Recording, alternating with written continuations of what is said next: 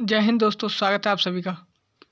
दोस्तों इस क्लास में हम करने वाले हैं ईपीएससी, स्टेट पीसीएस, अदर एग्जाम में जो प्रीवियस ईयर क्वेश्चन पूछे हुए हैं उनको देखने वाले हैं। तो दोस्तों आज का हमारा पहला प्रश्न है कि दक्षिण भारत की गांडीकोटा घाटी केन्या निम्नलिखित नदियों में से किस एक से निर्मित होती है। तो गांडीकोटा घाटी ये हमारी पेन्नार नदी से निर्मित हुई है। अगला प्रश्न हमारा, सिंधु नदी प्रणाली के संदर्भ में निम्नलिखित 4 नदियों में से 3 नदियों इनमें से किसी एक नदी में मिलती हैं जो सीधे सिंधु नदी से मिलती है। निम्नलिखित में वह कौन सी नदी है जो सिंधु नदी से सीधे मिलती है। तो कौन सी नदी मिलती है? चेनाब नदी सीधे मिलती है। सतलुज और चेनाब नदी के मिलने पर इन दोनों नदियों को क्या कहते हैं? पंचनद कहते हैं। इन दोनों को पंचनद कहते हैं। चेनाब और सतलुज के मिलने से तब ये दोनों नदियाँ पंचनद के नाम से किस में मिलती हैं? सिंधु नदी में मिलती हैं। तो इसमें हमारा आंसर कौन सा होगा? चेनाब। अगला प्रश्न है हमारा, भारत के संदर्भ में डीडवाना, कुचामन, सरगोल और खाटू किसके नाम है? तो डीडवाना किसका नाम है? झील का नाम है। डीडवाना एक लवण झील है, कहाँ की? राजस्थान की। डीडवाना लवण झील है, कहाँ की? राजस्थान की है। अगला प्रश्न है हमारा, निम्नलिखित नदियों पर विचार कीजिए। प्रश्न नंबर 4 है, निम्नलिखित नदियों पर विचार कीजिए। नदियां हैं, ये 4 नदियां दे रखी हैं। इसमें से हमसे क्या देखा है? उपरोक्त में से कौन सी नदी पूर्वी घाट से निकलती है? तो पूर्वी घाट से निकलती है कौन सी नदी? तो चलिए पहले ब्राह्मणी नदी देख लेते हैं। ब्राह्मणी नदी ये राउरकेला में दक्षिणी कोयल और शंख नदी के मिलने से होती है। दक्षिणी कोयल और शंख नदी के मिलने से ब्राह्मणी नदी का निर्माण होता है। तो इसका उद्गम स्थल तो झारखंड के पास से हो गया, तो ये तो होगी नहीं हमारी। अगली है नागावली। तो नागावली ये पूर्वी घाट से ही निकलती है। अगली है स्वर्ण रेखा ये कहाँ से निकलती है? ये छोटा नागपुर पठार से निकलती है। छोटा नागपुर पठार से निकलती है स्वर्ण रेखा। तो बच्ची कौन सी हमारी? वंशधारा ये ओडिशा के दक्षिणी भाग से निकलती है। ओडिशा के दक्षिणी भाग से। तो कौन सा ऑप्शन होगा हमारा? 2 और 4 सही है। तो 2 और 4 ऑप्शन बी में दे रखे हैं, तो ऑप्शन बी राइट होगा। ऑप्शन बी हमारा राइट हो जाएगा। अगला प्रश्न देख लेते हैं। अगला प्रश्न है, निम्नलिखित में कौन सी एक नदी भारतीय गंगा नदी बेसिन का हिस्सा नहीं है? तो भारतीय गंगा नदी का बेसिन का हिस्सा नहीं है, तो इसमें नहीं है जोंक नदी। जोंक नदी क्यों नहीं है इस बेसिन का हिस्सा? क्योंकि ये महानदी की सहायक नदी है। महानदी की सहायक नदी है जोंक नदी। जोंक नदी महानदी की सहायक नदी है। अगला प्रश्न देख लेते हैं। अगला प्रश्न दे रखा है हमारा। अगला प्रश्न ये अभिकथन और कारक पे दे रखा है। अभिकथन और ये कारक पे दे रखा है। तो नीचे 2 कथन दिए हुए हैं, जिनमें से एक अभिकथन और दूसरा कारक है। तो पहला कथन पढ़ते हैं। तीस्ता नदी पहले गंगा की सहायक नदी थी, आजकल वह ब्रह्मपुत्र नदी की सहायक नदी है। तो ये कथन तो बिल्कुल सही है, क्योंकि अभी वर्तमान में तीस्ता नदी ब्रह्मपुत्र की सहायक नदी है, लेकिन पहले ये गंगा की सहायक नदी थी, अगर आपने भूगोल में पढ़ा होगा तो। अगला कथन देख लेते हैं। इसका कारण, नदी अपहरण हिमालय नदियों का एक प्रमुख गुण है। नदी अपहरण यानी कि नदी मार्ग बदलती हैं, और ये हिमालय की नदियों का एक प्रमुख गुण है। तो उसमें से ये भी कथन बिल्कुल सही हो जाएगा, क्योंकि ये प्रमुख गुण है, क्योंकि ये बदलती रहती हैं हिमालय की नदियाँ। तो इसमें तीस्ता नदी की बात की गई है, ये भी मार्ग बदल रही है, और ये भी मार्ग बदलने की बात है।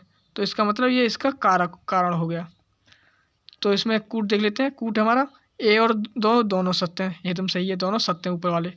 आर ए की सही व्याख्या करता है, तो ये भी कथन सही हो जाएगा, क्योंकि आर ए की सही व्याख्या करता है। क्या? तीस्ता नदी मार्ग बदलती है, और नीचे भी मार्ग बदलने की बात कही गई है।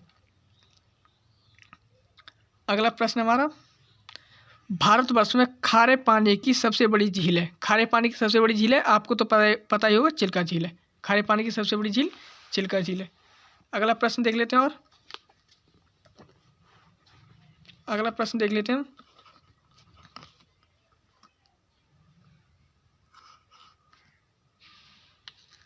अगला प्रश्न हमारा,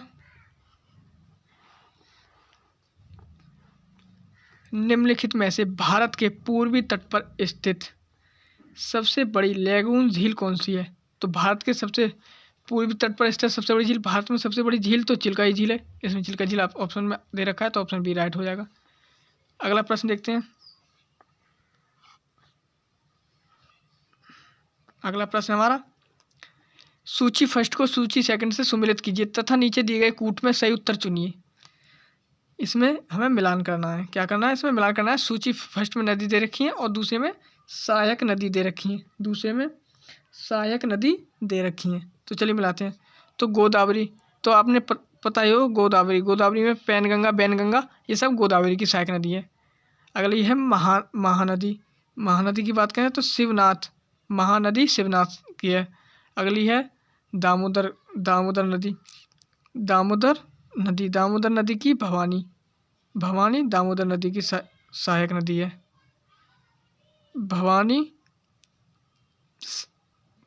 भवानी दामोदर नदी की नहीं, दामोदर नदी की बराकर नदी सहायक नदी है। बराकर नदी दामोदर नदी की सहायक नदी है। और कावेरी की भवानी सहायक नदी है। कावेरी की भवानी और दामोदर की बराकर नदी है। ये इसका मेल हो गया। तो इसमें देख लेते हैं। पहले पर 2, पहले पर 2, बी पर 3, सी पर 4 और डी पर 1। तो ऑप्शन बी हमारा आंसर होगा। अगला प्रश्न देखते हैं। अगला प्रश्न है, निम्नलिखित में कौन सा एक नदी हिमालय पार ट्रांस हिमालय नदी है? कौन सी एक नदी हिमालय पार ट्रांस हिमालय नदी है? ट्रांस हिमालय नदी कौन सी इनमें से? तो इसमें आप सभी को पता होगा सतलज नदी ट्रांस हिमालय के, ब्रह्मपुत्र, सतलज और सिंधु ये सब ट्रांस हिमालय से पहले की नदियां हैं। अगला फिर प्रश्न आ गया, सूची फर्स्ट को सूची सेकंड से नीचे दिए गए कूट में मिलान कीजिए। हैं, सूची फर्स्ट है और सूची सेकंड है, ये इसका मिलान पूछा हुआ है। तो इसमें ये मिलान पूछा हुआ है। तो हमारी पहली साला झील, साला झील अरुणाचल प्रदेश में स्थित है, ये सही है। और बड़खल झील हरियाणा में, ये भी सही है। लोकटक झील मणिपुर में, ये भी सही है। और काली बेली झील ये तमिलनाडु में स्थित है। तो 1 2 3 4 डायरेक्ट दे रखे हैं इसमें से। तो 1 2 3 4 ये ऑप्शन सही हो जाएगा। तो ऑप्शन ए राइट होगा, 1 2 3 4। अगला प्रश्न देख लेते हैं जल्दी से। अगला प्रश्न है, यमुना नदी की निम्नलिखित सहायक नदियों पर विचार कीजिए और उन्हें पश्चिम से पूर्व की ओर क्रम में व्यवस्थित कीजिए। यानी कि यमुना नदी को पश्चिम से पूर्व की ओर क्रम में बनाना, पहले पश्चिम फिर उसके बाद पूर्व की।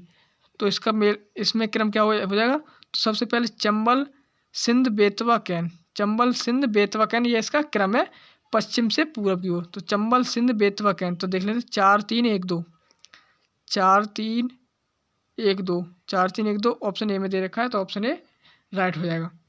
अगले प्रश्न पे चलते हैं। दोस्तों ये क्लास हम यहीं तक रहने देते हैं। इसमें 12 प्रश्न का हल हमने करा दिया है। अगली क्लास में हम 14 प्रश्न इसके रह गए हैं, उनको हम पूरा करा देंगे। 14 प्रश्न अगली क्लास में हम करा देंगे। तब तक के लिए जय हिंद।